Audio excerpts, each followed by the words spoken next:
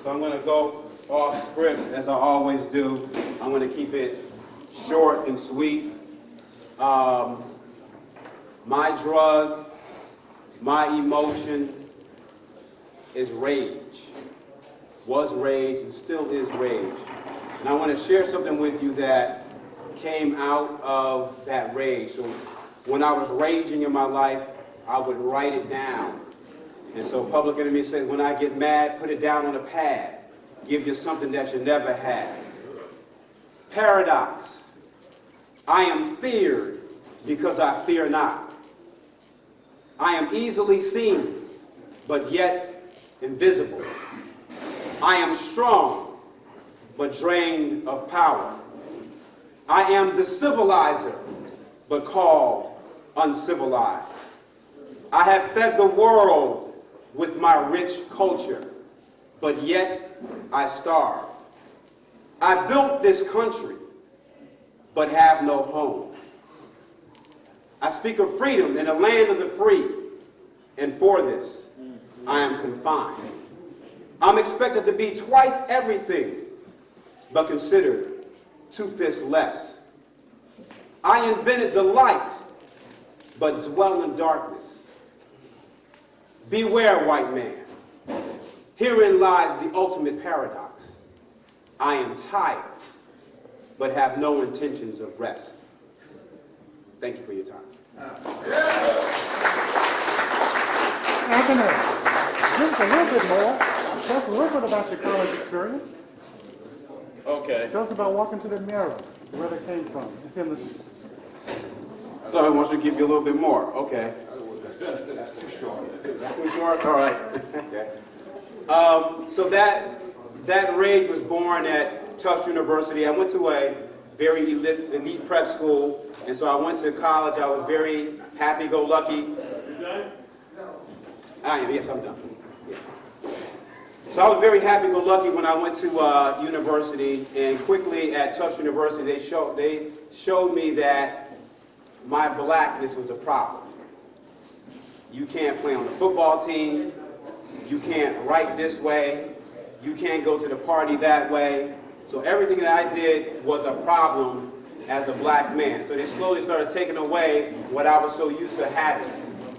And that, I didn't know how to deal with that. So that led me to this rage. So I went head to head with the Tufts administration, and that basically ended up with me being surrounded by 8 cop cars and guns drawn on the campus of Tufts University. Yeah, so I went to college. Yeah, I went to a good college to become a youth at risk. And so that led me to actually walking across campus with this rage. And I remember walking from upper campus to lower campus, and I was walking down the stairs. I would always walk with my eyes down because I didn't want to let people feel that rage. So I was walking, I was looking down, I was walking down the stairs, and something said, somebody's staring at you, look up. So I slowly brought my eyes up, and I see this menacing figure staring back at me. He was wearing a tattered army jacket and a very intense look about him.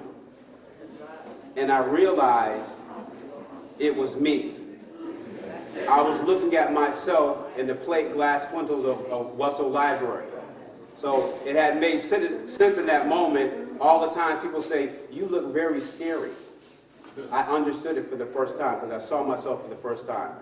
And so walking across this campus like that with that amount of rage, a professor by the name of Professor Pearl T. Robinson, a black woman, a mother figure on campus, so she was concerned for me. So she said, son, come to my office. So I went to her office hours. And so when I walked into the door, she asked me a question that interrupted my pattern of rage that was running on this treadmill in my mind. And I looked at her and I said, what did you just ask me? And she repeated it. She says, young man, have you ever thought about going to Africa? And of course I hadn't.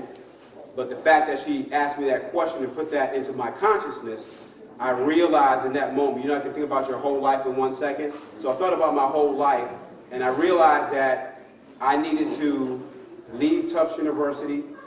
I needed to leave Massachusetts. I needed to leave New England.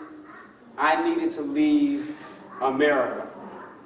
And so she gave me a program to apply to, and I got accepted to the program.